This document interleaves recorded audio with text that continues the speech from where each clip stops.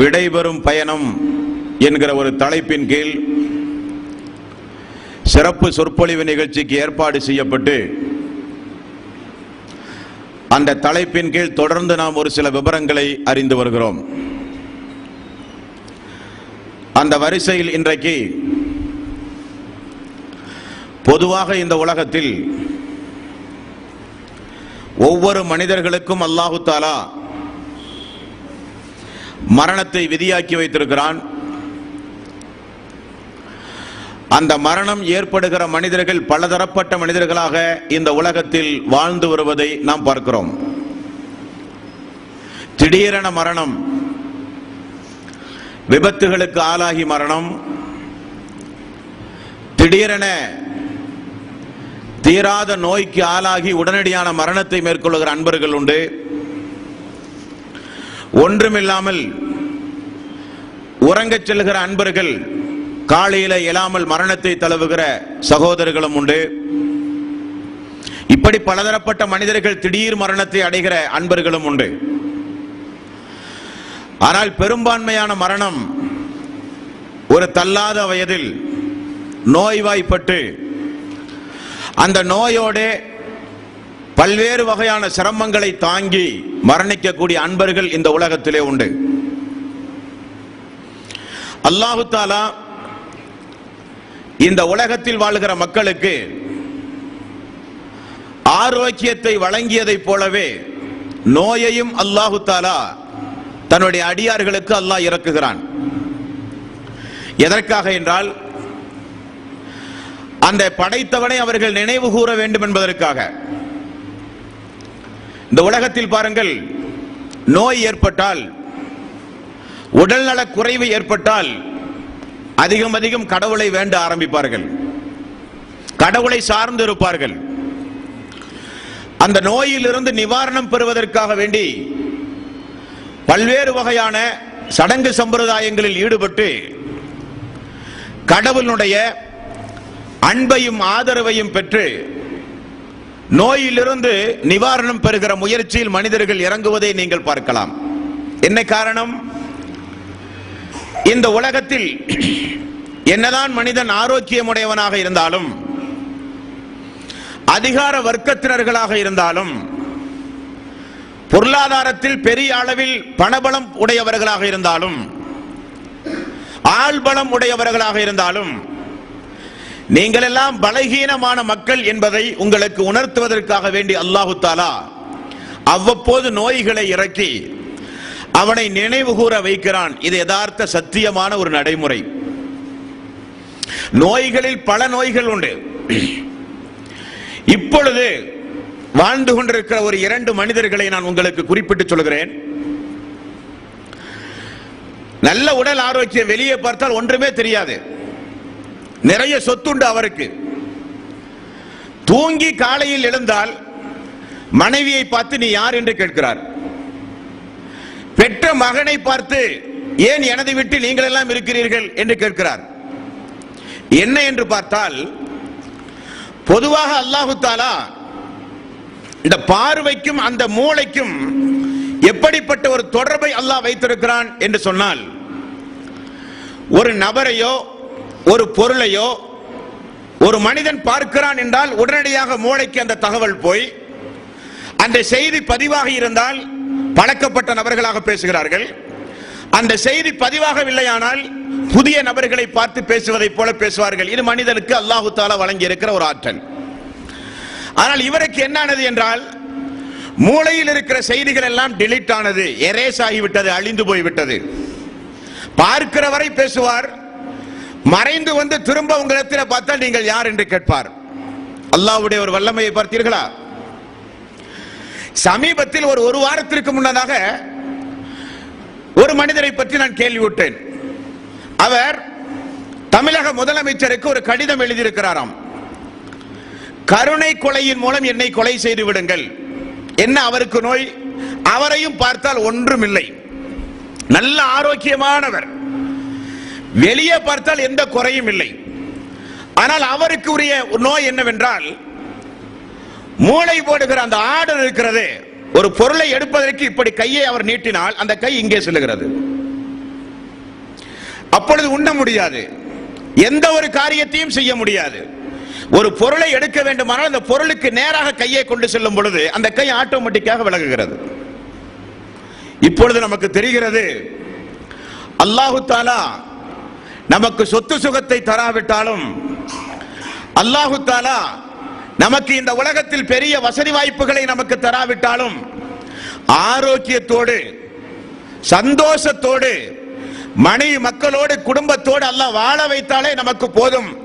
அது விலை மதிக்க முடியாத பாக்கியம் என்பதை நாம் எல்லாம் அறிந்தவர்கள். அல்லாஹ் என்ன செய்கிறான்? அவனை நினைவு கூறுவதற்காக வேண்டி அவ்வப்பொழுது நோய்களை அல்லாஹு தஆலா இறக்குகிறான். இப்படி நோய் வந்து அந்த நோய் தொடர்ந்து அதிலேயே மரணிக்கக்கூடிய அன்பர்கள் இந்த உலகத்திலே நிறைய பேர்கள் உண்டு. அப்படிப்பட்ட அன்பர்கள் கையாள வேண்டிய நெறிமுறைகள் என்ன, அதைத்தான் இன்றைய நாளில் நாம் பார்க்கிறோம். இது மரணத்தோடு தொடர்புடைய ஒரு தலைப்பு. அன்பர்களே, நபிகள் நாயகம் ஸல்லல்லாஹு அலைஹி வஸல்லம் அவர்கள் கூறினார்கள்,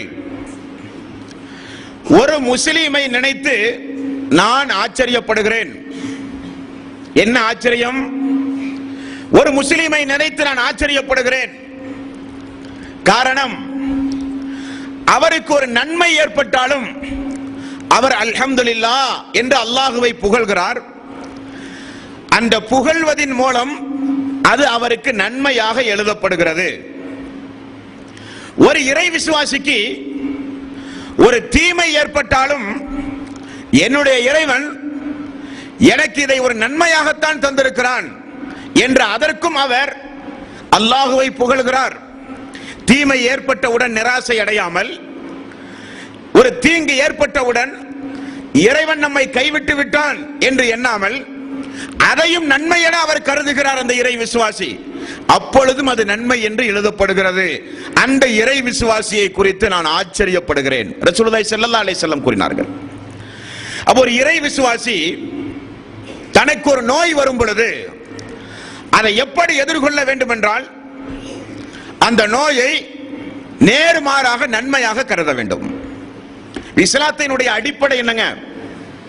இஸ்லாத்துடைய அடிப்படை, அல்லாஹு தஆலா இந்த பூமியில் உங்களை நேசிக்க ஆரம்பித்து விட்டால், நன்றாக நீங்கள் கவனிக்க வேண்டும், அல்லாஹு தஆலா இந்த பூமியில் ஒரு அடியானை நேசிக்க ஆரம்பித்து விட்டால் நாம என்ன நினைப்போம் என்றால், அல்லாஹ் நேசித்தால் நமக்கு சொத்து சுகம் தர வேண்டும், அல்லாஹ் நேசித்தால் நம்மை சந்தோஷமாக வாழ வைக்க வேண்டும், அல்லாஹ் நேசித்தால் நமக்கு ஆரோக்கியமான வாழ்வு, நோயே இருக்கக்கூடாது, அல்லாஹ் நம்மை நேசித்தால் நமக்கு துக்கமோ சங்கடமோ மனரீதியான கவலையோ வரக்கூடாது, இதான் அல்லாஹ்வுடைய நேசம் என்று நாம் நினைப்போம்.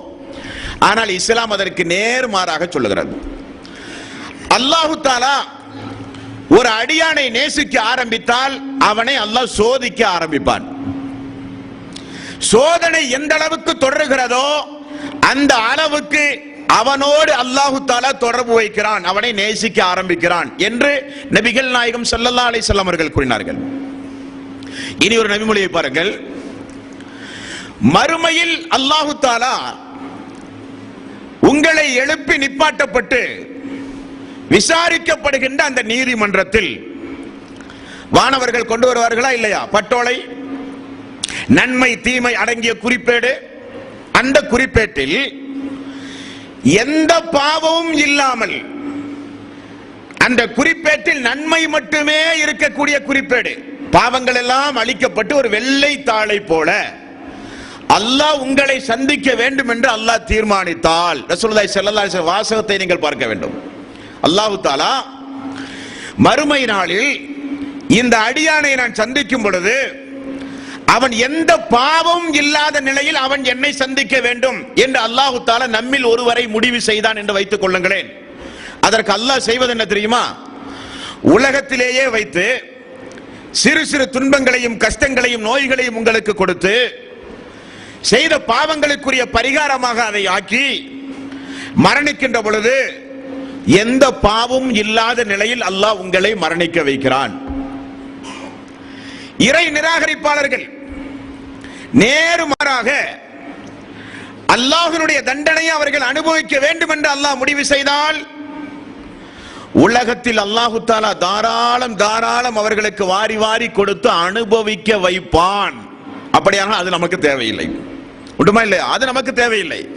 நமக்கு அல்லாஹ் வேண்டும், அல்லாஹ்வுடைய ரசூல் வேண்டும். ஒரு இறை விசுவாசியினுடைய பார்வை, தனக்கு ஒரு சங்கடங்கள், கஷ்டங்கள், துன்பங்கள் வந்தால் பதறுதல் கூடாது. அல்லாஹ்வை தப்பும் தவறுமாக எண்ணுதல் கூடாது. அல்லாஹ் கைவிட்டு விட்டானோ என்கிற எண்ணத்தை சைத்தான் உண்டாக்குவான். அவனை முறியடிக்க பழகிக் கொள்ள வேண்டும்.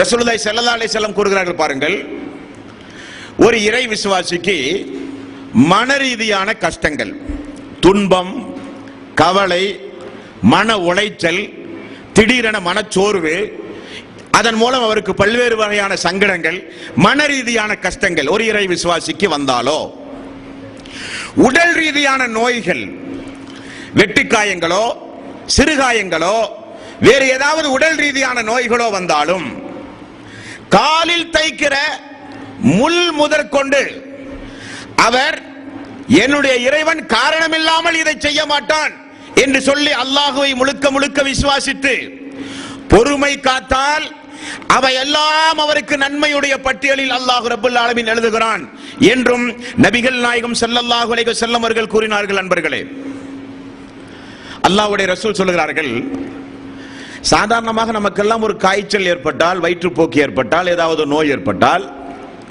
நமக்கெல்லாம் ஒரு பேஜார், ஒரு ஏதாவது ஒரு பதட்டம், என்ன நடக்குமோ ஏது நடக்குமோ. அல்லாஹு தஆலா இந்த உலகத்திற்கு நோயை இறக்குகிற அதே நேரத்தில் மருந்தை இறக்காமல் இல்லை என்று அல்லாஹ் சொல்லுகிறான். மருந்துண்டு, எல்லா நோய்களுக்கும் மருந்துண்டு. இன்றைக்கு சொல்லுகிறார்கள் எய்ட்ஸ், பிளட் கேன்சர், இன்னும் பல்வேறு வகையான கொடுநோய், இவைகளுக்கெல்லாம் மருந்தில்லை என்கிறார்கள். வரக்கூடிய காலத்திலே உள்ள மக்களுக்கு அல்லாஹு தஆலா அந்த இல்மை கொடுப்பான். ஆரம்ப காலகட்டத்தில் எல்லாம் நமக்கு அட்டாக் வந்தால், இருதய நோய் வந்தால் பிழைப்பவர்கள் மிக மிக குறைவு. ஆனால் இன்றைக்கு உயிர் மரணிப்பவர் மிக மிக குறைவு. அந்த அளவுக்கு இன்றைக்கு மனிதன் தன்னுடைய அறிவை வளர்த்து கொண்ட காலத்தில் இருக்கிறோம். அப்பொழுது நபிகள் நாயகம் ஸல்லல்லாஹு அலைஹி வஸல்லம் அவர்கள் சொன்னார்கள், நோய்கள் உங்களுக்கு வரும் பொழுது என்ன நடைபெறுகிறது என்பதை நமக்கு சொல்லித் தருகிறார்கள். பாருங்கள், ஒரு மனிதன் தங்கத்தையோ வெள்ளியையோ உருக்கும் பொழுது அதனுடைய கழிவுகள் எப்படி வெளியேறுகிறதோ அதே போல உங்களுடைய பாவங்கள் மன்னிக்கப்பட்டு கொண்டே இருக்கிறது. இனி ஒரு நபிமொழியை பாருங்கள், ஒரு மனிதன் நோய்வாய்ப்படும் பொழுது அந்த நோயை பொறுமையோடு எதிர்கொண்டு, அல்லாஹ் நிச்சயம் எனக்கு ஒரு நன்மைக்காக வேண்டிதான் இதை வைத்திருக்கிறான், என்னுடைய இறைவன் சோதிக்கிறான் என நினைத்து சூரத்துல் பக்கரா 2வது அத்தியாயத்தின் 155வது வசனம், وَلَنَبْلُوَنَّكُمْ بِشَيْءٍ مِنَ الْخَوْفِ وَالْجُوعِ وَنَقْصٍ مِنَ الْأَمْوَالِ وَالْأَنْفُسِ وَالثَّمَرَاتِ وَبَشِّرِ الصَّابِرِينَ. அல்லாஹ் தஆலா உங்களை வியாபாரத்தில் நஷ்டத்தை ஏற்படுத்தி சோதிப்பான், விளைச்சல் நிலங்களை நாசப்படுத்தி சோதிப்பான், பயமுறுத்தி சோதிப்பான், உயிர்களை பறித்து சோதிப்பான். சோதனைகள் பல வகைகளிலும் உங்களுக்கு இறைவன் நிச்சயம் தருவான். அந்த நேரத்தில் பொறுமை காத்த மக்களுக்கு 2 கூலி உண்டு என்று அல்லாஹ் சொல்லுகிறான். அந்த சோதனைகள் உங்களுக்கு வரும் பொழுது நபிகள் நாயகம் ஸல்லல்லாஹு அலைஹி வஸல்லம் அவர்கள் சொன்னார்கள், காய்ந்த மரத்தில் இருக்கின்ற இலைகள் எப்படி கீழே உதிர்ந்து விடுகிறதோ அதே போல உங்களுடைய பாவங்கள் மன்னிக்கப்படுகிறது என்று ரசூலுல்லாஹி ஸல்லல்லாஹு அலைஹி வஸல்லம் அவர்கள் கூறினார்கள். ஆக நோய் ஏற்பட்டால் உடனடியாக நாம் பதட்டப்படாமல் அதற்குரிய வைத்தியங்களை பார்த்து அல்லாஹ்விடத்திலே பொறுப்புகளை ஒப்படைத்து பொறுமை காக்குவது மூமின்களுடைய பண்பு, முத்தகீன்களுடைய பண்பு. நோய் ஏற்படும் பொழுது அந்த நோய்க்குரிய நிவாரணம் தேடுகிறோம் என்கிற பெயரில் அல்லாஹ்வுக்கு இணை துணைகளை ஏற்படுத்துகிற காரியத்தில் இறங்குதல் கூடாது. நிவாரணம் தேடுகிறோம் என்கிற பெயரில் மாந்திரீகமான காரண காரியங்களில் ஈடுபடுதல் கூடாது. அவைகளெல்லாம் மார்க்கத்தில் ஹராமாக தடுக்கப்பட்டது. எந்த ஒரு நோய்க்கும் மருந்துண்டு என்று அல்லாஹ் சொல்லுகிறான். அதற்குரிய வைத்தியங்களை பார்ப்பது நம்முடைய தலையாய கடமை. இது நோயாளி தனக்கு ஒரு நோய் வரும் பொழுது அவர் பேண வேண்டிய சமாதானமான நெறிமுறைகள் ரசூலுல்லாஹி ஸல்லல்லாஹு அலைஹி வஸல்லம் சொல்லித் தந்த வழிமுறைகள். அன்பர்களே, ஒரு நோய் ஏற்பட்ட ஒரு நோயாளி நம்முடைய பகுதியில் இருக்கிறார் என்று வைத்துக் கொள்ளுங்கள். நமக்குரிய கடமை என்ன? ஒரு மனிதனுக்கு நோய் வரும் பொழுது அவர் எப்படி அதை எதிர்கொள்ள வேண்டும் என்பதை இப்பொழுது நாம் பார்த்தோம். அவருக்கு நாம் செய்ய வேண்டிய கடமைகள் என்ன, அவரோடு எப்படி நாம் நடந்து கொள்ள வேண்டும், ரசூலுல்லாஹி ஸல்லல்லாஹு அலைஹி வஸல்லம் அது குறித்து நமக்கு என்ன சொன்னார்கள்? ஒன்று, நபிகள் நாயகம் ஸல்லல்லாஹு அலைஹி வஸல்லம் அவர்கள் கூறிய நபிமொழி உங்களுக்கு எல்லாம் தெரியும். ஒரு முஸ்லிம் இன்னொரு முஸ்லிமுக்கு செய்ய வேண்டிய கடமைகளை அல்லாஹ்வுடைய ரசூல் பட்டியல் போட்டார்கள். அந்த பட்டியலை பல முறை நீங்கள் நபிமொழிகளிலே கேள்விப்பட்டிருப்பீர்கள். அதில் ஒன்று நம்முடைய தலைப்பு சம்பந்தப்பட்டது. ஒரு முஸ்லிம் நோய்வாய்ப்பட்டால் நோய் விசாரிப்பது உங்களுடைய கடமை என்றார்கள் ரசூலுல்லாஹி ஸல்லல்லாஹு அலைஹி வஸல்லம். உண்டுமா இல்லையா? தோழர்களுக்கு அல்லாஹ்வுடைய ரசூல் கட்டளையிட்டார்கள், உங்களுடைய தோழர்கள் சகோதரர்கள் நோய்வாய்ப்பட்டால் நோய் விசாரிக்க செல்லுங்கள் என்று அல்லாஹ்வுடைய ரசூல் கட்டளையாக பிறப்பித்தார்கள் தன்னுடைய சஹாபாக்களுக்கு. ஏனென்றால் ஒரு முஸ்லிம் நோய்வாய்ப்பட்டு கிடக்கிறார். அவரை பார்ப்பதற்காக வேண்டி நாம் சென்று திரும்பும் பொழுது நபிகள் நாயகம் ஸல்லல்லாஹு அலைஹி வஸல்லம் அவர்கள் என்ன சொன்னார்கள்? சொர்க்கத்தில் இருக்கிற முக்கியமான ஒரு கனியை அல்லாஹ் தஆலா உங்களுக்கு வழங்குவான். நோய் விசாரிக்க செல்லுவது. அப்படியானால் நோய் விசாரித்தல் என்பது ஒரு இபாதத் அன்பர்களே. அது எருமனே உலக நடைமுறை சம்பந்தப்பட்ட காரியம் அல்ல. ஒரு முஸ்லிமை பொறுத்தவரையில் அது ஒரு வணக்கம், அது ஒரு இபாதத் என்று நபிகள் நாயகம் ஸல்லல்லாஹு அலைஹி வஸல்லம் அவர்கள் நமக்கு கூறினார்கள். ஆனால் இன்றைக்கு நம்முடைய நிலைமைகள் எல்லாம் என்ன? யாருக்காவது குடும்பத்தில் நோய் ஏற்பட்டால் போய் பார்க்காவிட்டால் நம்முடைய தம்பி என்ன நினைப்பார்? அவரை போய் விசாரிக்காவிட்டால் நம்முடைய அண்ணன் என்ன நினைப்பார்? அவரை போய் விசாரிக்காவிட்டால் நம்முடைய சம்பந்தி என்ன நினைப்பார்? அவரை போல் விசாரிக்காவிட்டால் குடும்பத்தில் இருக்கிற உறவினர்கள் என்ன நினைப்பார்கள் என்பதற்காக வேண்டி போய் பார்க்கிற அன்பர்கள் உண்டு. அந்த நோக்கம் தவறு. இன்னும் ஒரு சில பேர்கள் உண்டு. இந்த சமூகத்தில் வசதி படைத்தவர்கள் யாராவது கொஞ்சம் 2 தும்மலுக்கு 3 தும்மல் கூடுதலாக தும்மினால் எல்லோரும் ஓடி போய் பார்ப்பார்கள். சிறிய ஒரு தலைவலி வந்தால் ஜமாத்தினர்கள், நண்பர்கள், சமூகத்தினர் எல்லாம் ஓடி போய் பார்ப்பார்கள். ஆனால் நம்முடைய வீட்டுக்கு அருகில் ஒரு ஏழை முஸ்லிம் சகோதரர்கள் சகோதரிகள் இருப்பார்கள். அவர்கள் கடுமையான நோய்க்கு இருப்பார்கள். அவர்களெல்லாம் பார்க்கிற மனப்பாங்கு நமக்கு இல்லை. இதில் ஒரு ஏற்றத்தாழ்வு கூட. இந்த நிலை மாற்றப்பட வேண்டும். சமூகத்தில் இது ஒரு தீய பழக்கம், இஸ்லாம் வெறுக்கத்தக்க பழக்கம். நபிகள் நாயகம் ஸல்லல்லாஹு அலைஹி வஸல்லம் விருந்துபச்சாரம் செய்கிற அந்த நிலையில் நமக்கு சொன்னார்கள், ஏழைகளை விட்டு பணக்காரர்கள் மட்டும் அழைக்கப்பட்டு கொடுக்கப்படுகிற விருந்தில் மோசமான விருந்து என்றார்கள். பாரபட்சம் என்பது இஸ்லாத்தில் கூடாது. எல்லாம் இறைவனால் படைக்கப்பட்ட மக்கள். ஆகவே நோய் விசாரித்தல் என்பது ஏழை பணக்காரன் என்பதற்காக வேண்டி அல்ல, சமூக மக்கள் என்ன சொல்லுவார்கள் என்பதற்காக வேண்டி அல்ல. அது ஒரு வணக்கம், அது ஒரு இபாதத் என்பதற்காக வேண்டி அந்த நிலைகளை நீங்கள் கைக்கொள்ள வேண்டும் என்று நபிகள் நாயகம் ஸல்லல்லாஹு அலைஹி வஸல்லம் அவர்கள் நமக்கு கூறினார்கள். நோயாளியை பார்க்க செல்லும் பொழுது கடைபிடிக்க வேண்டிய ஒழுங்குமுறைகள்னே தனி ஒரு பாடமே உண்டுங்க. என்ன பாடம்? நபிகள் நாயகம் ஸல்லல்லாஹு அலைஹி வஸல்லம் அவர்கள் கூறினார்கள், நோயாளிகளை நீங்கள் பார்க்க போகும் பொழுது ஆடம்பரங்களை தவிர்த்து கொள்ளுங்கள் என்றார்கள். என்ன வாசகம்? ஆடம்பரங்களை தவிர்த்து கொள்ளுங்கள். நம்முடைய தாய்மார்களை பார்த்தீங்கன்னு சொன்னா நோயாளிகளை பார்க்க போகும்போது தான் கொஞ்சம் கூடுதல் மேக்கப் பண்ணுவாங்க. இருக்கிற நகைகளை எல்லாம் எடுத்து போட்டு, இருக்கிற சேரிகள்லயே நல்ல சேலை எதான்னு பார்த்து எடுத்து கட்டி கூடுதல் மேக்கப்போடு மரண தருவாயில் இருக்கிற மனிதர்களை, நோய்வாய்ப்பட்டு கிடக்கிற மனிதர்களை பார்க்க போகிற ஒரு சடங்காகவே இன்றைக்கு ஆக்கிவிட்டார்கள். ரசூலுல்லாஹி ஸல்லல்லாஹு அலைஹி வஸல்லம் என்ன சொன்னார்கள்? ஆடம்பரத்தோடு மேக்கப்போடு செல்லுகிற இடம் அல்ல அது. காரணம், அவர் உன்னுடைய சகோதரி அல்லது சகோதரன் நோய்வாய்ப்பட்டு கஷ்டத்தில் கிடக்கிறார். ஒரு சகோதரனை குறித்து ரசூலுல்லாஹி ஸல்லல்லாஹு அலைஹி வஸல்லம் என்ன சொல்லி தந்தார்கள்? அவர் உங்களுடைய ஒரு உடல் உறுப்பை போல. அவர் படுகிற வருத்தம் நம்முடைய வருத்தம், அவருடைய மனக்கவலை நம்முடைய மனக்கவலை, அவர் படுகிற வேதனை கஷ்டம் நாம் படுகிற வேதனை கஷ்டத்திற்கு இணையானது என்கிற எண்ணத்தோடு செல்லுகிற இடம் அது. பார்க்கிற பொழுது ஒரு பரிதாபம், பார்க்கிற பொழுது ஒரு மனக்கவலை, பார்க்கிற பொழுது நாளை குணமாவாட்டாரா, எப்பொழுது குணமாவார் என்கிற ஒரு எண்ணம், இதை விட்டுவிட்டு ஆடம்பரத்தோடு அழகு சாதனங்களை பயன்படுத்தி ஆபரணங்களை அணிந்து செல்லுகிற இடம் அல்ல நோயாளிகளை சந்திக்கிற இடம். நபிகள் நாயகம் ஸல்லல்லாஹு அலைஹி வஸல்லம் அதற்கு வழிமுறைகளை நமக்கு சொல்லித் தந்தார்கள். நண்பர்களே, நோயாளிகளை சந்திக்கும் பொழுது அவர்களுடைய மனக்கவலையை அதிகப்படுத்துகிற வாசகங்களை பயன்படுத்துதலை ரசூலுல்லாஹி ஸல்லல்லாஹு அலைஹி வஸல்லம் கூடாது என்றார்கள். நிறைய பேர் நோயாளியை பார்க்க போவார்கள், பார்த்துட்டு திரும்ப வரதுக்குள்ள அவருக்கு நோய் அதிகமாயிரும். பார்க்கிறோமா இல்லையா? நோயாளியை சந்திக்க போனால் போகிற பொழுது இவர்களே பதட்டத்தை அதிகமாக உண்டாக்குவார்கள். பிளட் டெஸ்ட் எடுத்தீங்களா, யூரின் டெஸ்ட் எடுத்துறீங்களா, சிடி ஸ்கேன் எடுத்துறீங்களா? அவன் பார்ப்பான், நம்ம நல்லத்தானே இருக்கிறோம், நமக்கு எதுக்கு இந்த மாதிரியான ஸ்கேன், இந்த மாதிரியான டெஸ்ட்? அவருக்கு ஒரு மனக்கவலை. இன்னொருத்தர் வருவார், என்ன பாய் பயங்கரமான தலைவலி, இந்த ஒத்த தலைவலி தான் சமீபத்தில் ஒருத்தருக்கு மௌத்தா போனார், அங்க போய் அவருக்கு கூடுதல் ஒரு சங்கடம், ஒரு மனக்கவலை. இந்த மாதிரி நபர்கள் அந்த முஸ்லிமுக்கு செய்ய வேண்டிய கடமை என்ன தெரியுமா? பார்க்காம போறது, பார்க்காம இருப்பதுதான் நீங்கள் அவர்களுக்கு செய்கிற கடமை.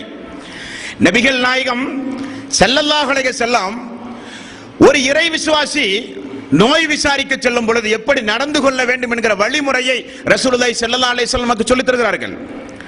சஅத் ரலியல்லாஹு அன்ஹு நோய்வாய்ப்பட்டு கிடக்கிறார்கள்.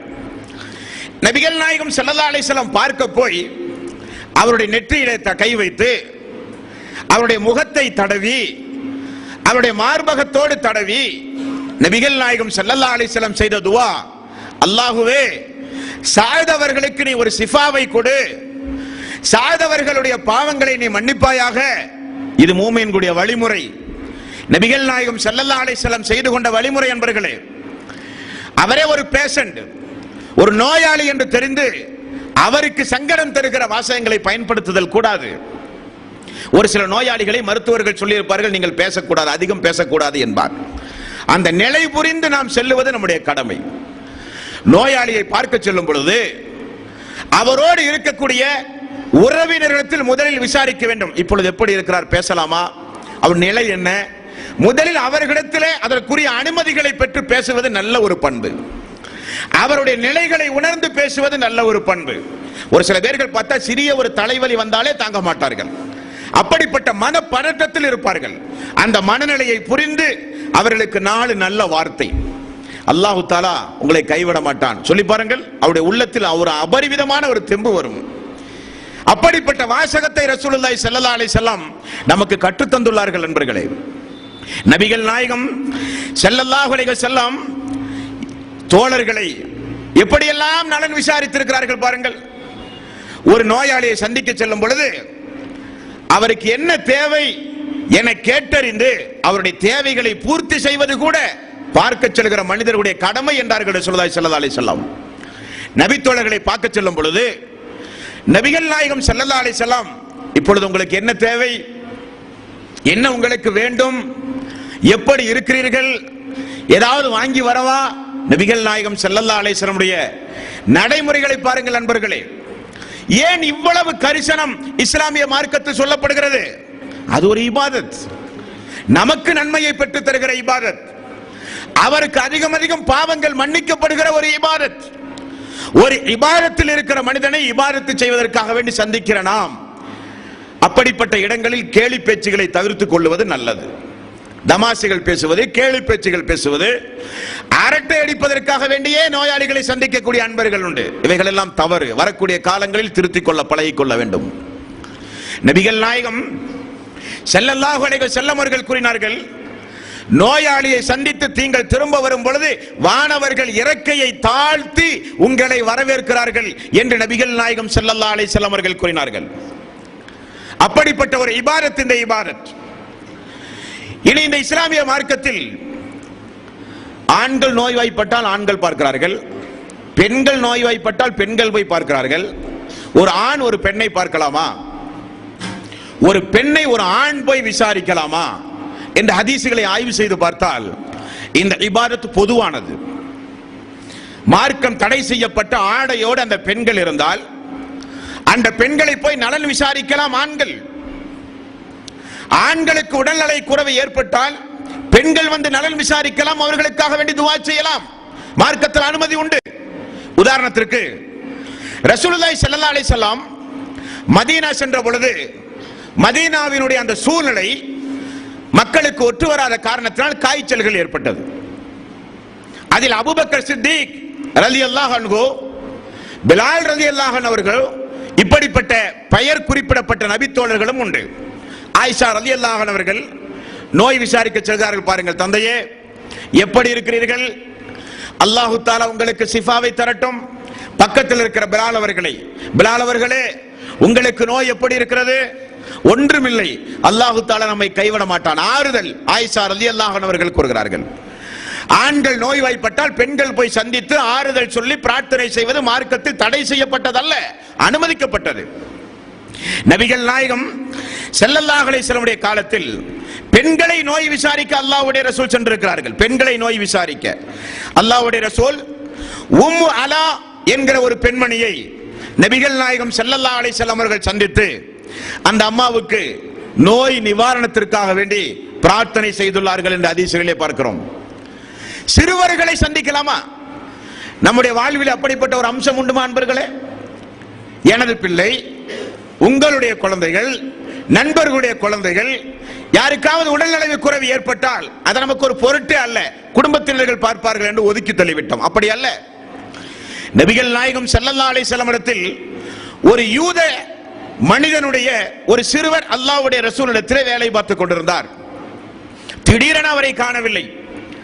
நபிகள் நாயகம் ஸல்லல்லாஹு அலைஹி வஸல்லம் விசாரித்து பார்க்கும் பொழுது அவருக்கு உடல்நலவு குறைவு ஏற்பட்டதை ரசூலுல்லாஹி ஸல்லல்லாஹு அலைஹி வஸல்லம் அறிகிறார்.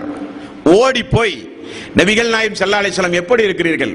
சிறியவரை ஒரு அதிபதி, ஒரு இறை தூதர், ஒரு ராணுவ தளபதி, ஒரு ஆட்சியாளர் போய் சேர்க்கிறார். தோழரை எப்படி இருக்கிறீர்கள் மகனே? ஏன் இஸ்லாத்தை தழுவலாமே? இஸ்லாம் அல்லாஹ் ரசூலை சந்திக்க செல்லும் பொழுது நலன் விசாரித்து அவருக்கு நீங்கள் செய்ய வேண்டிய முதல் கடமை என்ன தெரியுமா? ஏன் இஸ்லாத்தை நீங்கள் பற்றி சிந்திக்க கூடாது? ஏன் வேதத்தை நீங்கள் படிக்க கூடாது? ஏன் இஸ்லாமிய மார்க்கம் இறைவன் மனிதனுக்கு வழங்கியுள்ள மார்க்கம் அல்லவா என்று இஸ்லாத்தை பற்றி சொல்கிறார். உடனே அந்த மகன் தன்னுடைய தந்தையை பார்க்கிறார். தந்தை முஹம்மது சொல்லுவதை கேள் மகனே என்கிறார். உடனே அந்த சிறுவன், முஹம்மது அவர்களே, நான் உங்களுடைய மார்க்கத்தை ஏற்றுக்கொண்டேன், இஸ்லாத்தை தழுவுகிறார். உடனே நபிகள் நாயகம் ஸல்லல்லாஹு அலைஹி வஸல்லம் சொன்ன பதில் என்ன? அல்ஹம்துலில்லாஹ், இந்த புகழுக்கு உரியவன் அல்லாஹ்வை தவிர யாருமே இல்லை. என்ன காரணம்? என்ன காரணம்? அந்த தூதர் தாடி நனைகிற அளவுக்கு அபூ தாலிப் இடத்திலே அழுதார். தாடி நனையக்கூடிய அளவுக்கு கலிமா சொல்லுங்கள், அந்த ஒரு வார்த்தையை சொன்னால் மறுமையில் அல்லாஹ்விடத்தில் உங்களுக்காக வேண்டி மன்றாடுவேன், தாடி நினையக்கூடிய அளவுக்கு அழுதார். அவர் சொல்ல முடிந்ததா? அவர் இஸ்லாத்தை தழுவினாரா? அது முடியாது. அல்லாஹ் நாட வேண்டும். அல்லாஹ் எப்பொழுது யாருக்கு நாடுகிறான் என்று தெரியாது. அதற்குரிய நபராக நீங்கள், தூண்டுதலுக்குரிய நபராக நீங்கள் இருக்க வேண்டும் என்பதற்காக ரசூலுல்லாஹி ஸல்லல்லாஹு அலைஹி வஸல்லம் சிறுவர்களை சந்திக்கும் போது இஸ்லாம் அல்லாதவர்களையும் சந்தித்து நோய் விசாரித்து அந்த விசாரிப்பில் இஸ்லாத்தை நபிகள் நாயகம் ஸல்லல்லாஹு அலைஹி வஸல்லம் எடுத்து சொல்லி இருக்கிறார்கள் என்று ஹதீஸ்களிலே பார்க்கிறோம். அன்பர்களே, இது நம்முடைய வாழ்க்கையினுடைய நடைமுறையாக நாம் பின்பற்ற வேண்டும். அடுத்து நோய் விசாரிக்க செல்லும் பொழுது ஏதோ பெரிய பெரிய நோய்கள் இருந்தால்தான் நோய் விசாரிக்க செல்ல வேண்டும். படுத்த படுக்கையாக கால் 2 துண்டாக முறிந்து அல்லது பைபாஸ் சர்ஜரி செய்து அல்லது ஒரு பெரிய அளவுக்கு ஒரு 5 லட்சம் ரூபாய் 10 லட்சம் ரூபாய் செலவு செய்து பெரிய ஒரு நோயாளியாக வீட்டில் கிடப்பவரை தான் சந்திக்க வேண்டும் என்பதல்ல. நோய் என்ற ஒரு மனிதனுக்கு வருகிற சிறிய ஒரு தலைவலி என்று உங்களுக்கு தெரிந்தால் கூட அதை விசாரித்து அவருக்காக வேண்டி துஆ செய்வது நம்முடைய கடமை. நபிகள் நாயகம் ஸல்லல்லாஹு அலைஹி வஸல்லம் நோய் விசாரிக்க சென்றிருக்கிறார்கள். ஸைத் பின் அர்கம் ரலியல்லாஹு அன்ஹு அவர் சொல்லுகிறார், எனக்கு கண்ணில் லேசாக ஒரு வலி இருந்தது. கண்ணில் ஒரு வலி. நபிகள் நாயகம் ஸல்லல்லாஹு அலைஹி வஸல்லம் என்னை பார்க்க வந்து எனது கண்ணை தடவி எனக்காக வேண்டி ரசூலுல்லாஹி ஸல்லல்லாஹு அலைஹி வஸல்லம் துஆ செய்தார்கள் என்ற ஹதீஸ்களிலே பார்க்கிறோம். அன்பர்களே, அப்ப நோய் நிவாரணம் என்பது நோய்வாய்ப்பட்டு ஒரு சகோதரன் கிடக்கிறான் என தெரிந்தால் அவருக்காக வேண்டி அல்லாஹ்விடத்தில் துஆ செய்து அவரை போய் சந்தித்து வருவது நம்முடைய தலையாய கடமை. புகாரியினுடைய 6743வது நபிமொழியில் ரசூலுல்லாஹி ஸல்லல்லாஹு அலைஹி வஸல்லம் நோயாளியை சந்திக்கின்ற பொழுது ஓத வேண்டிய துவா என்கிற நபிமொழி ரசூலுல்லாஹி ஸல்லல்லாஹு அலைஹி வஸல்லம் சொல்லித் தருகிறார்கள். ஒரு வழிமுறையை சொல்லித் தருகிறார்கள். அல்லாஹும்ம ரப்பன் நாஸ், இறைவா நீதான் மனிதர்களுடைய எஜமான். பொதுவாகவே துவா செய்யும் போது அல்லாஹ்வே அல்லாஹ்வுடைய ரசூல் புகழுவார்கள். அல்லாஹும்ம இறைவா, ரப்பன் நாஸ் நீதான் மனிதர்களுடைய எஜமான், அதுஹபில் பஸ் துன்பத்தை நீக்குவாயாக, இஸ்ஃபி நீ குணப்படுத்துவாயாக, வஅன்த ஸாஃபி லா ஷிஃபா இல்லா ஷிஃபாவுக நீயே குணப்படுத்துகிறவன், நீயே குணப்படுத்துகிறவன். அல்லாஹ்வே குணப்படுத்து, நீதான் குணப்படுத்துகிற அதிக ஆற்றல் உடையவன் நீதான் யா அல்லாஹ். லா ஷிஃபா இல்லா ஷிஃபாவுக ஷிஃபாஅன் லா யுஆதிரு ஸகமா, உன்னை தவிர நோய்களை குணப்படுத்துகிறவன் யாரும் இல்லை யா அல்லாஹ். ஆகவே நீ நோயை மீதம் வைக்காமல் வேரோடும் வேரடி மண்ணோடும் யா அல்லாஹ் நீ அந்த நோயை குணப்படுத்து என்று நபிகள் நாயகம் ஸல்லல்லாஹு அலைஹி வஸல்லம் நோய் விசாரிக்க செல்லும் பொழுது அந்த சகோதரர்களுக்காக வேண்டி துஆ செய்திருக்கிறார்கள். நண்பர்களே, எவ்வளவு பெரிய அழகான வழிமுறையை பார்த்தீர்களா? நபிகள் நாயகம் ஸல்லல்லாஹு அலைஹி வஸல்லமுடைய வழிமுறைகள் இந்த வழிமுறைகள். நண்பர்களே, நோய் விசாரிக்க செல்லும் பொழுது நிறைய பேர்த்தை நீங்கள் பார்க்கலாம். உங்களுடைய உடம்பு எப்படி இருக்கிறது, டாக்டர் என்ன சொன்னார், நேரத்திற்கு மருந்துகளை உட்கொள்கிறீர்களா, ஒரு கட்டுப்பாட்டோடு வாழ்கிறீர்களா, இப்படியெல்லாம் பேசுவார்கள். யாராவது நோய் விசாரிக்க சென்ற அன்பர்கள் யாராவது தொழுகிறீர்களா என்று யாராவது கேட்போமா? யாராவது கேட்போமா அன்பர்களே? நோய்வாய்ப்பட்ட மனிதனானாலும் சரி, அவரை பராமரிப்பதற்கு அவரை சுற்றி இருக்கிற குடும்பத்தார்களானாலும் சரி, ஒரு வார காலம் 10 மாதம் 10 நாள் அல்லது மருத்துவமனையில் இருக்கிற நாட்கள் எல்லாம் தொழுகையில் அவர்களுக்கு ஒரு பொடும்போக்கு. காரணம், கவலையோடு இருக்கிறார்களாம், துக்கத்தோடு இருக்கிறார்களாம், மனவேதனைக்கு ஆழ்படுத்தப்பட்டிருக்கிறார்களாம், சம்பந்தப்பட்ட நோயாளி கடுமையான நோயில் உள்ளாராம். ஆகவே தொழுகையை பற்றி அங்கே பேச மாட்டார்கள். நோயாளி கூட நோய் வந்தால் தொழுகையில ஒரு பொடும்போக்காக இருப்பார். அவரை சுற்றி இருக்கிற குடும்பத்தார்கள் எல்லாம் தொழமாட்டார்கள். இது ஒரு மோசமான நிலை.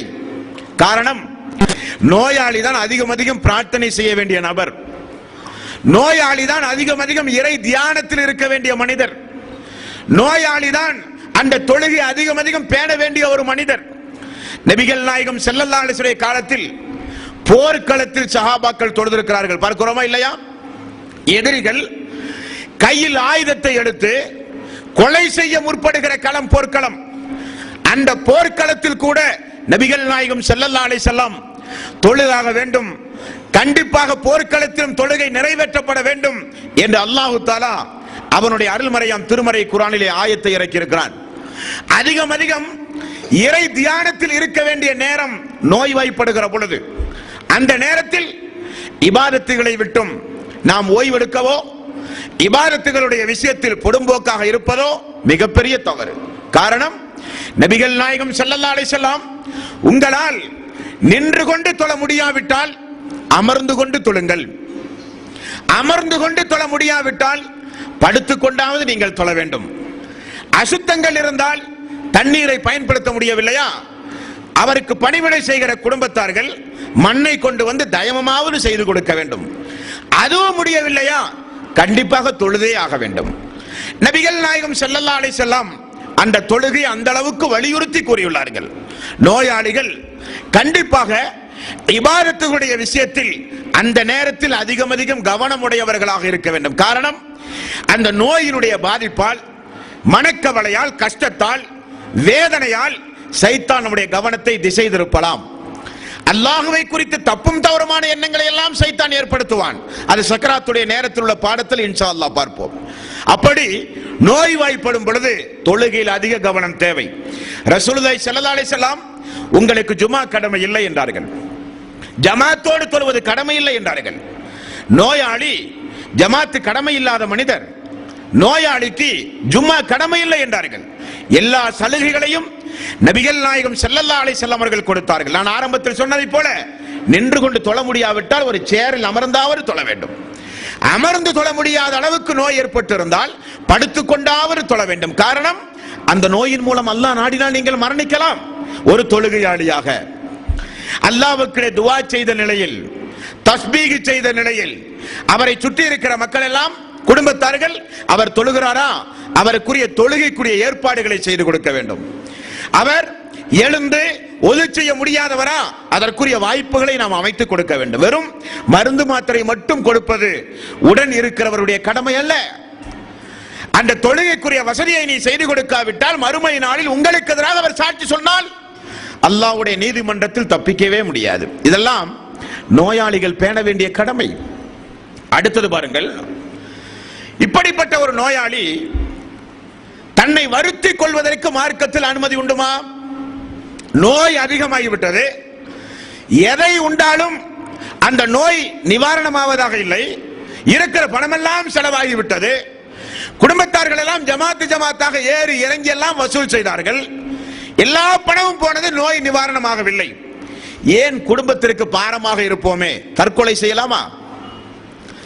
வயோதிக காலத்தில் நாம் ஏன் நம்முடைய பேர மக்களுக்கு, நம்முடைய மருமகளுக்கு, நம்முடைய மருமகனுக்கு, நாம் வளர்த்தி ஆராக்கிய நம்முடைய மக்களுக்கு நாம் ஏன் ஒரு பாரமாக இருக்க வேண்டும்? எதையாவது விஷம் குடித்து தற்கொலை செய்து கொள்ளலாமா? அப்படி நம்முடைய முடிவை அமைத்துக் கொள்வதற்கு நமக்கு மார்க்கத்தில் அனுமதி உண்டு நண்பர்களே. நபிகள் நாயகம் ஸல்லல்லாஹு அலைஹி வஸல்லம் மிக கடுமையாக தடுத்தார்கள் நண்பர்களே, மிக கடுமையாக தடுத்தார்கள். தற்கொலை என்பது இஸ்லாமிய மார்க்கத்தில் எந்த அளவுக்கு ஹராமான காரியம் தெரியுமா? ஒரு முஸ்லிமுக்கு கடைசியாக எல்லா மனிதர்களும் சேர்ந்து செய்கிற ஒரு பிரார்த்தனை ஜனாசா தொழுகை. அப்படிதானே? ஒரு முஸ்லிமுக்கு அவருக்கு கிடைக்கிற ஒரு கடைசி வாய்ப்பே அந்த ஜனாசா தொழுகை தான். அந்த ஜனாசா தொழுகையில் வருகிற மக்கள் எல்லாம் பிரார்த்தனை செய்வதன் மூலம் அல்லாஹ் நாடினால் அவர் சொர்க்கமே சென்று விடுவார். அப்படிப்பட்ட ஒரு வாய்ப்பு ஜனாசா தொழுகை. நாம் எல்லாம் இறந்த பிறகு நமக்காக வேண்டி மக்கள் செய்கிற கடைசி வணக்கம் அந்த வணக்கம். ரசூலுல்லாஹி ஸல்லல்லாஹு அலைஹி வஸல்லம் அவர்கள் என்ன சொன்னார்கள்? தற்கொலை செய்தவருக்கு ஜனாசா தொழுகையே கிடையாது என்றார்கள். அந்த அளவுக்கு அதை கொடூரமாக சொல்வதற்கு என்ன காரணம்? என்ன காரணம்? ஜிஹாத் என்கிற அறப்போர் நடைபெறுகிற ஒரு சம்பவத்தை பாருங்கள். ஒரு நபித்தோழர் எதிரிகளை கடுமையாக தாக்கி மிக மும்முரமாக போர் செய்வதை சஹாபாக்கள் எல்லாம் பார்த்து சொன்னார்கள், அவருக்கு நிச்சயம் சொர்க்கம் தான் உண்டு. அந்த அளவுக்கு துணிச்சலாக போரிடுகிறார்கள். அவர்களை பார்த்து ரசூலுல்லாஹி ஸல்லல்லாஹு அலைஹி வஸல்லம் அவர்கள் சொன்னார்கள், தோழர்களே, அவர் நரகவாசி என்றார்கள். போர்க்களத்தில் பள்ளியில இப்ப எல்லாருமே தொழுதுட்டு இருக்கிறோம், 5 நேரம் தொழுது ரொம்ப சுஜூதிலேயே ஒருத்தர் துவா செஞ்சுட்டு இருக்கிறார். நம்ம எல்லாம் பார்க்கும்போது என்ன நினைப்போம்? பெரிய வணக்கசாலி மாதிரி இருக்கு. நினைப்பது இயற்கை தானங்க. அப்போ ஒரு இறை தூதர் இருந்து இந்த சுஜூதில கிடக்கிறார், அவர் நரகவாசின்னு சொன்னா நமக்குலாம் எப்படி இருக்கும்? இதை விட பல மடங்கு போர்க்களம், எதிரிகளை தாக்கி கொண்டிருக்கிறார். எதிரிகளை தாக்கி மரணித்தால் ஷஹீத் என்கிற அந்தஸ்தை சொல்லி அல்லாஹ்வுடைய ரசூல் அழைத்திருக்கிறார். எல்லா தோழர்களும் வந்திருக்கிறார்கள். அந்த தோழர் எதிரிகளை தாக்குகிற விதத்தை பார்த்து சஹாபாக்கள் எல்லாம் அவருக்கு நிச்சயம் சொர்க்கம் என்று மனதில் ஒரு கற்பனை வைத்திருந்தார்கள். ரசூலுல்லாஹி ஸல்லல்லாஹு அலைஹி வஸல்லம் அவர் நரகவாசி என்றார்கள். சொன்னது சஹாபாக்களுக்கு ஆச்சரியத்தை ஏற்படுத்தியது. ஒரு நபித்தோழர், அல்லாஹ்வுடைய ரசூல் சொன்னார்கள் இவர் நரகவாசி என்று. அது போர்க்களத்தில் ஷஹீதுடைய அந்தஸ்து கிடைக்கக்கூடிய ஒரு களத்தில் அந்த நபித்தோழர் அவரை பின்தொடர ஆரம்பித்தார். போர்க்களத்தில் அவர் நிற்கும் பொழுது இவர் நிற்பார், அவர் தாக்குகிற பொழுது பின்னால் போய் நின்று பார்ப்பார். இறுதியில் பார்த்தால் எதிரிகளால் அதிகமான காயமுட்டு காயம் தாங்காமல் வேதனையை சகித்துக் கொண்டு பொறுமையோடு இருந்து அதன் மூலம் மரணித்தால் அவருக்கு சொர்க்கம் கிடைக்கும். ஆனால் அவர் என்ன செய்கிறார்? ஒரு வாளை எடுத்து பாலைவனத்தில் குத்தி அதில் தன்னுடைய மார்பகத்தை அழுத்தி தற்கொலை செய்து கொள்கிறார். காரணம், இந்த உடம்பு எதிரிகளுடைய கையில் கிடைத்தால் அதிக வேதனை செய்வார்கள் என்பதற்காக. பார்த்த அந்த நபித்தோழர் ஓடி வந்து சொன்னார்கள், யா ரசூலல்லாஹ், நீங்கள் அல்லாஹ்வுடைய ரசூல், நான் சாட்சி சொல்கிறேன் என்றார்கள். என்ன காரணம்? அவருடைய முன்னறிவிப்பு நிகழ்ந்தேறியது. அப்ப போர்க்களத்தில் கூட ஒரு மனிதர் தற்கொலை செய்து கொண்டான் என்று சொன்னால் நோக்கமோ காரணமோ பார்க்கப்படாது. உனக்கு உரிமை இல்லாத காரியம். காரணம், அல்லாஹ்வுடைய உடம்பு. இந்த உடம்பில் இருக்கிற ஒவ்வொரு நுனிகளுக்கும் சொந்தக்காரன் அல்லாஹ் ரப்பல் ஆலமீன். அவன் கொடுத்த உயிர் இந்த உயிர். அவன் எப்பொழுது நாடுகிறானோ அப்பொழுது மறுத்தாலும் அவன் எடுக்கிற உயிர் இந்த உயிர். அதை எதிர்பார்த்து உலகத்தில் வாழ வேண்டுமே தவிர நான் நினைக்கும் பொழுது இதை எடுத்துக்கொள்வேன், மாய்த்துக் கொள்வேன் என்றால் அது இஸ்லாமிய மார்க்கத்தில் மிகப்பெரிய ஒரு குற்றத்திற்குரிய காரியம் நண்பர்களே. இனி ஒரு மனிதன் அப்படிப்பட்ட ஒரு முடிவுக்கு செல்கிறான் என்றால் என்ன காரணம்? கொஞ்சம் யோசித்து பாருங்கள். ஒன்று, அவருக்கு ஏதாவது ஒரு கஷ்டங்களோ துன்பங்களோ இந்த உலகத்தில் இருந்தால் அதற்கு நிவாரணம் தேடி இருப்பார். அவர் எதிர்பார்த்த நிவாரணம் கிடைக்காவிட்டால் அந்த காரியத்தை செய்திருப்பார். அதானே? அப்படியானால் இவர் முழுக்க முழுக்க உலகத்தை மட்டுமே எதிர்பார்த்து வாழ்ந்தவர், மறுமையோடு தொடர்பில்லாதவர் என்பதை அவர் நிரூபித்து விட்டார். அவர் நினைத்ததெல்லாம் இந்த உலகத்திலே கிடைக்க வேண்டும் என்றால் அப்படிப்பட்ட ஒரு ஏற்பாட்டை அல்லாஹு தஆலா இந்த உலகத்தில் யாருக்குமே செய்யவில்லை. தூதர்கள் கூட இந்த உலகத்திலே கஷ்டப்படுத்தப்பட்டிருக்கிறார்கள். அய்யூப் அலைஹி ஸலாத்து வஸ்ஸலாம் தீராத நோயிலே இருந்திருக்கிறார் என்றெல்லாம் நம்ம வசனங்களிலே பார்க்கிறோம். இருக்கிற கஷ்டங்களை தாங்கிக் கொள்ளாமல் அல்லாஹ் என்னை கைவிட்டு விட்டான் என்று நிராசை அடைந்து விட்டார். அதான் முக்கியமாக நீங்கள் கவனிக்க வேண்டும். இறைவன் என்னை கைவிட்டு விட்டான் என்று இறைவனுடைய அருளால், இறைவனுடைய கருணையை, இறைவனுடைய அருளை அவர் அவநம்பிக்கை ஏற்படுத்தி விட்டார். இரண்டாவது குற்றம். ஒன்று, அவர் எதிர்பார்த்ததெல்லாம் கிடைக்க வேண்டும் என்று எண்ணி இருந்தார். நோய் ஏற்பட்டிருந்தால் நிவாரணம் வேண்டும் என்று எண்ணி இருந்தார். வியாபாரத்தில் நஷ்டம் என்றால் பொருளாதாரம் வேண்டும் என்று எண்ணி இருந்தார். கிடைக்காத காரணத்தினால் செய்தார். ஆனால் அவர் உலகத்தை விரும்பி இருக்கிறார், மறுமையோடு தொடர்பில்லாதவராக விட்டார். இரண்டாவது, அல்லாஹ் என்னை கைவிட்டு விட்டான், எனக்கு எப்பொழுது பார்த்தாலும் கஷ்டம், எப்பொழுது பார்த்தாலும் எனக்கு துன்பம், எப்பொழுது பார்த்தாலும் எனக்கு நோய், என்னுடைய ரப் என்னை கைவிட்டு விட்டான் என்று அல்லாஹுவை குறித்து தப்பும் தவறுமாக எண்ணிய குற்றத்தை அவர் இரண்டாவதாக செய்கிறார். மூன்றாவது, இறைவா நீ கொடுத்த உயிர் எனக்கு தேவையில்லை என்று முகத்தில் தூக்கி வீசுவதை போல அந்த உயிரை அந்த அடியான் தூக்கி வீசிவிட்டான். ஆகவே அல்லாஹ்வுடைய சன்னிதானத்தில் மிகப்பெரிய குற்றத்திற்குரிய காரியமாக பாவிக்கப்படும். என்னதான் கஷ்டங்கள் இருந்தாலும் துன்பங்கள் இருந்தாலும் சகித்துக் கொள்ளத்தான் பழக வேண்டுமே தவிர அப்படிப்பட்ட மரணத்தை தேடுகிற உரிமை உங்களில் யாருக்கும் கிடையாது என்று அல்லாஹ்வும் அல்லாஹ்வுடைய ரசூலும் நமக்கு தெளிவுபட கூறியிருக்கிறார்கள். அன்பர்களே, நபிகள் நாயகம் ஸல்லல்லாஹு அலைஹி வஸல்லம் அவர்கள் கூறினார்கள், மறுமை நாளில் ஒரு சில இமாம்கள் சொல்கிறார்கள், ஒரு சில சங்கைக்குரிய உலமாக்கள் பேசுகிறார்கள், இப்படிப்பட்டவர்களுக்கு நிரந்தரமான நரகம். என்ன காரணம்? என்ன காரணம் அன்பர்களே? நபிகள் நாயகம் ஸல்லல்லாஹு அலைஹி வஸல்லம் இந்த தற்கொலை செய்த மனிதனுக்கு மட்டும் அல்லாஹ் தஆலா மறுமையில் கொடுக்கக்கூடிய தண்டனை, வட்டி வாங்குகிறான், விபச்சாரம் செய்கிறான், மதுபானம் அருந்துகிறான், கொள்ளையடிக்கிறான், திருடுகிறான், சூதாட்டம் ஆடுகிறான், என்னென்ன அநியாயங்கள் உண்டோ இந்த அநியாயங்களுக்கெல்லாம் ரப்புல் ஆலமீன் தண்டனை கொடுக்கிறான். தற்கொலை செய்தவனுக்கு மட்டும் என்ன தண்டனை தெரியுமா? அவன் எப்படி தன்னுடைய உயிரை மாய்த்து கொண்டானோ அதே போலதான் அவனுக்கு தண்டனை.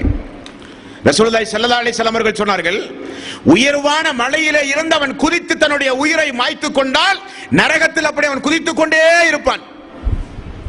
விஷம் அருந்தி ஒரு மனிதன் தன்னுடைய உயிரை மாய்த்து கொண்டால் விஷத்தை குடிக்க கொடுத்து கொண்டே இருப்பான் நரகத்தில். கூர்மையான ஆயுதத்தை கொண்டு அவன் தன்னை குத்தி தன்னுடைய உயிரை மாய்த்து கொண்டால் அவனுக்கு ஒரு ஆயுதம் நரகத்திலே கொடுக்கப்படும், அதை கொண்டு அவன் குத்தி தன்னை வேதனை செய்து கொண்டே இருப்பான் என்று ரசூலுல்லாஹி ஸல்லல்லாஹு அலைஹி வஸல்லம் அவர்கள் கூறினார்கள். அல்லாஹ் தஆலா நமக்கு அப்படிப்பட்ட மரணத்தை நம்முடைய வாழ்வில் யாருக்கும் தரக்கூடாது, நம்முடைய எதிரிகளுக்கு கூட. இந்த உலகத்தில் அல்லாஹ் தஆலா நம்மை படைத்து விட்டான். நோய் நொடிகள், துன்பங்கள், கஷ்டங்கள், மனக்கவலைகள், துக்கம் எல்லாம் இந்த உலகத்தில் வரும். சகிப்பது நம்முடைய கடமை என்பதுதான் இஸ்லாமிய தீர்வு. இனி நோய் விசாரிக்க சொல்கிறோமே, இதை குறித்து கூட அறிஞர் பெருமக்கள் என்ன சொல்கிறார்கள் தெரியுமா? நோய் விசாரிக்க செல்வது கடமை என்கிறார்கள், ஃபர்ல் என்கிறார்கள், சுன்னத் அல்லவாம். அது ஒரு ஃபர்ல். எப்படி தொழுகை ஒரு ஃபர்லோ, எப்படி இன்ன பிற வணக்க வழிபாடுகள் ஃபர்ல் என்று இஸ்லாமிய மார்க்கத்தில் சொல்லப்பட்டதோ அதே போல நோய் விசாரிப்பது ஒரு ஃபர்ல் என்கிறார்கள் இமாம்கள். அப்படி அவர்கள் சுயமாக சொல்லவில்லை, அவர்கள் அதற்கு ஒரு நபிமொழியை ஆதாரமாக சொல்கிறார்கள். என்ன நபிமொழி? அல்லாஹு தஆலா மறுமையில் எதை குற்றத்திற்குரிய காரியமாக எடுத்து விசாரிக்கிறானோ அதெல்லாம் ஃபர்லான காரியம். அந்த அடிப்படையில் உள்ளது நோய் விசாரிக்க செல்லுவது. அல்லாஹு தஆலா மறுமை நாளில் அடியார்களை பார்த்து, செல்வந்தர்களை பார்த்து அல்லாஹு தஆலா கேட்கிற கேள்விகள் உண்டு. என்ன கேள்வி? நான் பசியோடு வந்தேனே, எனக்கு ஏன் நீ உணவு தரவில்லை? உண்டுமா இல்லையா? அந்த வரிசையில் உள்ள அந்த ஹதீஸுடைய பாடத்தில் பாருங்கள், நான் நோய்வாய்ப்பட்டு இருந்தேனே, என்னை ஏன் நீ பார்க்கவில்லை? அடியான் சொல்லுகிற வார்த்தை என்ன? அல்லாஹ்வே, நீ மிகப்பெரிய எஜமான், நீ எப்பொழுது நோய்வாய்ப்பட்டு இருந்தால் நாங்கள் உன்னை வந்து பார்க்காமல் இருக்க? நீ எப்பொழுது உனக்கு நோய் வந்தது அடி என்று அடியான் கேட்கிறான். அல்லாஹ் சொல்கிறான், நீ உலகத்தில் வாழும் பொழுது என்னுடைய அடியானுடைய அண்டை வீட்டில் உன்னுடைய சகோதரனாக சகோதரிகளாக நோய்வாட்டுப்பட்டு கிடந்தார்களா இல்லையா? அவர்களை நீ பார்க்க சென்றால் அந்த இடத்தில் என்னை நீ பார்த்திருப்பாய். அவர்களை நீ விசாரிக்க செல்வது என்னை விசாரிப்பதற்கு சமம் என்று அல்லாஹு தஆலா இதை நோய் விசாரிக்காமல் இருந்ததை, நோயாளியை பார்க்க செல்லாமல் இருந்ததை ஒரு குற்றமாகவே அல்லாஹ் மறுமை நாளில் விசாரிக்கிறான் என்றால் அது ஒரு கடமை என்கிறார்கள் இமாம்கள், ஹதீஸ்களை வல்லுநர்கள். அது மிக முக்கியமான கடமை, அது நம்முடைய கடமை என்றார்கள். அது நம்முடைய கடமை. ஆனால் நோயாளிகளை பொறுத்தவரையில் அதன் மூலமே அவர்கள் மரணத்தை அடையக்கூடியவர்களாக இருந்தாலும் நபிகள் நாயகம் ஸல்லல்லாஹு அலைஹி வஸல்லம் பொறுமையோடு இருக்க சொன்னார்கள். அதெல்லாம் உங்களுக்கு நன்மையாக, ஒவ்வொரு ஆரம்பத்தில் சொன்னதை போல ஒவ்வொரு நிலைகளிலும் ஒவ்வொரு நன்மைகளை உங்களுக்கு பெற்று தரக்கூடிய காரியம் என்றார்கள். ரசூலுல்லாஹி ஸல்லல்லாஹு அலைஹி வஸல்லம் நபிமொழிகள் உண்டுங்க. பொறுமை பொறுமை என்று சொல்கிறோமே, புகாரில் ஒரு நபிமொழிகளை பாருங்கள்.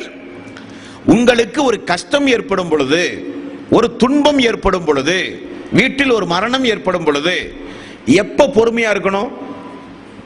எல்லாம் ஒப்பாரி வச்சு அழுது அல்லாஹ்வை ஏச வேண்டியதெல்லாம் ஏசி ஒரு 10-15 நாள் பொறுத்து சரி நடந்தெல்லாம் நடந்துச்சுங்க என்று பொறுமையாக இருப்பதல்ல பொறுமை. ரசூலுல்லாஹி ஸல்லல்லாஹு அலைஹி வஸல்லம் வாசகத்தை பாருங்கள். துன்பம் ஏற்படுகிற ஆரம்ப நேரத்தில் நீங்கள் காட்பதுதான் பொறுமை. வாசகம் அதுதான். கஷ்டம் ஏற்படும் பொழுது, துன்பம் ஏற்படும் பொழுது அந்த ஆரம்ப நேரம் எடுத்த உடனே உங்களுடைய வாழ்வு பொறுமையாகவே இருக்க வேண்டும். பொறுமைக்கு நிகரான ஒரு பரிசு உலகத்தில் ஒன்றுமே கிடையாது. உலகத்தில் என்றைக்கு அல்லாஹு தஆலா நம்மை படைத்தானோ நாம் மரணிக்கின்ற வரை இந்த உலகத்தில் சோதனைகளையும் துன்பங்களையும் கஷ்டங்களையும் தாங்கி வாழ்கிறவர்களாகத்தான் அல்லாஹு தஆலா நம்மை வைத்திருக்கிறான். திருக்குர்ஆன் முழுக்க ஆய்வு செய்து பாருங்கள். எங்காவது ஒரு இடத்தில் நீங்கள் இஸ்லாத்தை ஏற்றுக்கொண்டால், என்னை ஒப்புக்கொண்டால், குர்ஆனுக்கு கட்டுப்பட்டு நடந்தால், தூதரை விசுவாசித்தால், தூதர் சொன்ன அடிப்படையில் நடந்தால் சந்தோஷமாக வாழ வைப்பேன் ஒரு வசனத்தை குர்ஆன்ல எடுத்து காமிங்க பார்ப்போம். அஃபஹசிப்தும் அன்னமா ஹலக்னாக்கும் அபஸா வ அன்னக்கும் இலைனா லா துர்ஜவுன் அம் ஹசிபுத்தும் அன் ததுகுலுல் ஜன்னah. சோதிக்காமல் உங்களுக்கு சொர்க்கமெல்லாம் தருவதாக அபிப்பிராயமே எனக்கு கிடையாதுங்கிறான் அல்லாஹ் தஆலா. சோதனை இல்லாமல் உங்களுக்கு சொர்க்கமே கிடையாது. சொர்க்கம் வேண்டும் என்றால் அதற்கு ஒரு சில பரீட்சைகளை அல்லாஹ் தஆலா உலகத்தில் வைப்பான். அந்த பரீட்சையில் ஒன்றுதான் உடல் ரீதியாக உங்களுக்கு நோய் தந்து அல்லாஹ் சோதிப்பது. அப்படி நோயை அல்லாஹ் தஆலா நமக்கு தரும் பொழுது கடைபிடிக்க வேண்டிய ஒழுங்குமுறைகள், நெறிமுறைகள் அன்பர்களே இவைகள் எல்லாம். இனி இந்த உலகத்தில் நிறைய மரண சம்பவங்களை நீங்கள் கேட்கிறீர்கள். நோயினால் மரணம், பூகம்பத்தால் மரணம், விஷ ஜந்துக்கள் தீண்டி அதன் மூலம் மரணம், திடீரென ஒரு வீடுகள் இடிந்து விழுந்து இடிபாடுகளில் சிக்கி அதன் மூலம் ஏற்படுகிற மரணம், தள்ளாத வயதில் ஏற்படுகிற மரணம், கால் தவறி உருண்டு விழுந்து திடீரென மரணிக்கக்கூடிய மரணம், குளிக்க செல்கிற பொழுது நீரில் மூழ்கி மரணிக்கக்கூடிய மரணம், திடீரென ஒரு தீ விபத்தில் ஏற்படுகிற மரணம், திடீரென ஒரு விபத்தில் ஆக்சிடென்டில் ஏற்படுகிற மரணம், பெண்கள் பிரசவ நேரங்களில் திடீரென மரணம், இப்படி எத்தனையோ மரண சம்பவங்கள். நபிகள் நாயகம் ஸல்லல்லாஹு அலைஹி வஸல்லம் ஒரு சில மரணங்களிலே இருந்து அல்லாஹ்விடம் பாதுகாப்பு தேடினார்கள். அல்லாஹ்வுடைய ரசூல் ஒரு சில மரணங்களிலே இருந்து அல்லாஹ்விடத்தில் பாதுகாப்பு தேடினார்கள். அது எந்த மரணம்? ஒரு சில மரணங்கள் நல்ல மரணங்கள் என்று ரசூலுல்லாஹி ஸல்லல்லாஹு அலைஹி வஸல்லம் பட்டியல் போட்டு நமக்கு சொல்லி இருக்கிறார்கள். அது எந்த மரணம்? அப்படிப்பட்ட மரணங்களில் ஒரு சில பேர்களை பார்த்தால் சக்கராத்துடைய நேரத்தில் ரொம்ப கடுமையான வேதனைக்கு ஆள்படுத்தப்படுவார்கள். நாமெல்லாம் நினைப்போம் பெற்ற செய்த பாவத்துக்கு தான் அல்லாஹ் தஆலா அப்படி எல்லாம் தண்டிக்கிறானோ என்று நினைப்போம். அந்த எண்ணம் தவறு. ஒரு மனிதன் இந்த உலகத்தை விட்டு பிரியும் பொழுது அவனுடைய ஆன்மாவுக்கென்று ஒரு சில தண்டனைகள் கொடுக்கப்பட்டு வேதனைகள் கொடுக்கப்படுவதும் உண்டு, உடலுக்கு ஒரு சில வேதனைகளும் உண்டு. அது எதை பற்றி எப்படி விளங்க வேண்டும் என்று நபிகள் நாயகம் ஸல்லல்லாஹு அலைஹி வஸல்லம் அவர்கள் கூறினார்கள் என்பதையெல்லாம் இன்ஷா அல்லாஹ் வரக்கூடிய காலங்களில் தொடர்ந்து பார்ப்போம். எல்லாம் வல்ல அல்லாஹ் தஆலா இந்த உலகத்தில் நாம் வாழும் பொழுது லா யுகல்லிஃபுல்லாஹு நஃப்ஸன் இல்லா உஸ்ஸாஹா, அல்லாஹ்வே தாங்க முடியக்கூடிய சக்தியை தந்து எங்களை நீ சோதிப்பாயாக யா அல்லாஹ். சோதிப்பது நிச்சயம், அதிலிருந்து யாரும் தப்பிக்க முடியாது. அந்த சோதனை எங்களால் தாங்க முடியக்கூடிய சோதனையாக இருக்கட்டும். என்ன காரணம்? என்ன காரணம்? கப்பாப் ரலியல்லாஹு அன்ஹு ரசூலுல்லாஹி ஸல்லல்லாஹு அலைஹி வஸல்லம் கஅபாவில் ஒரு மேலே ஒரு போர்வையை போர்த்தி சாய்ந்து கொண்டிருக்கும் பொழுது கப்பாப் ஓடி வந்து சொன்ன ஒரு சம்பவம் புகாரியிலே உண்டு. யா ரசூலல்லாஹ், மக்கா நகரில் கொடுமைகள் தலைவிரித்து ஆடுகிறது யா ரசூலல்லாஹ், நாங்கள் வீடுகளில் கூட இருக்க முடியவில்லை. காரணம், தினசரி காலை மதியம் இரவு என்று கூடி கூடி வந்து வீட்டுக்குள் வந்து அடிக்கிற அளவுக்கு கொடுமைகள் அதிகமாகிவிட்டது யா ரசூலல்லாஹ். எங்களுடைய கொடுமைக்கு நிகரே இல்லை. நாங்கள் எந்த வம்பு தும்புக்கும் செல்லவில்லை, வெளியே போய் மார்க்கத்தை கூட சொல்லவில்லை. மார்க்கத்தை எங்களுடைய வீட்டில் இருந்து கொண்டு நாங்கள் பின்பற்ற முடியாத நிலைமை. வீட்டுக்குள் வந்து ஏன் எதற்கு என்று கூட கேட்காமல் அபூஜஹலுடைய தலைமையில் வந்து அடித்து கொடுமைகள் செய்கிறார்கள், துன்புறுத்துகிறார்கள். எனது முதுகை பாருங்கள் யார சொல்லலாம், தீயால் காய்ச்சி உருக்கி எடுத்து விட்டார்கள் இந்த பாவிகள். ஆகவே இந்த கொடுமைகள் கொஞ்சம் குறைய துவா செய்யுங்கள் யார சொல்லலாம். கொடுமைகள் குறைய, கொடுமையிலிருந்து பாதுகாப்பல்ல, இந்த அக்கிரமம் அநியாயம் எல்லாம் கொஞ்சம் குறைய துவா செய்யுங்கள் அல்லாஹ்விடத்திலே. நீங்கள் தூதர் தானே. ரசூலுல்லாஹி ஸல்லல்லாஹு அலைஹி வஸல்லம் அவர்கள் சொன்னார்கள், கப்பாவே இன்னும் நீங்கள் சோதிக்கப்படவே இல்லை என்றார்கள். யாரை பார்த்து? முதுக காமிக்கிறாரு, வீட்டுக்குள்ள போந்து அடிக்கிறாரு, அழுகிறாரு. யார் ரசூலுல்லாஹ் சொந்தமா கூட இஸ்லாத்தை பின்பற்ற முடியாத நிலைமை என்கிறார். அவரை பார்த்து ரசூலுல்லாஹி ஸல்லல்லாஹு அலைஹி வஸல்லம் அவர்கள் சொன்னார்கள், கப்பாவே இன்னும் சோதனை ஆரம்பமாகல என்றார். அவர் அப்படியே உறைந்து போய் நின்றார்கள். அவரை பார்த்து ரசூலுல்லாஹி ஸல்லல்லாஹு அலைஹி வஸல்லம் சொன்னார்கள், இந்த மார்க்கத்தை ஏற்றுக்கொண்ட மக்கள் ஒரு சமூகத்தில் எப்படி நடத்தப்பட்டார்கள் தெரியுமா? பாலைவனத்திலே கொண்டு வந்து குழியை வெட்டி குழிக்குள் இறக்குவார்கள், தலை மட்டும்தான் வெளியே தெரியும். மரத்தை அறுக்குகிற ரம்பத்தை கொண்டு வந்து தலையில் வைத்து அறுப்பார்கள் பாவிகள். இரும்பு சீப்புகளால் உடல் முழுக்க சீவி சீவி எடுப்பார்கள். தீக்குண்டத்தை உடையவர்கள் என்று அல்லாஹ் திருக்குரானிலே சூரத்துல் புரூஜ் என்கிற ஒரு அத்தியாயம் திருக்குரானிலே உண்டு. தீக்குண்டத்தை உடையவர்கள்.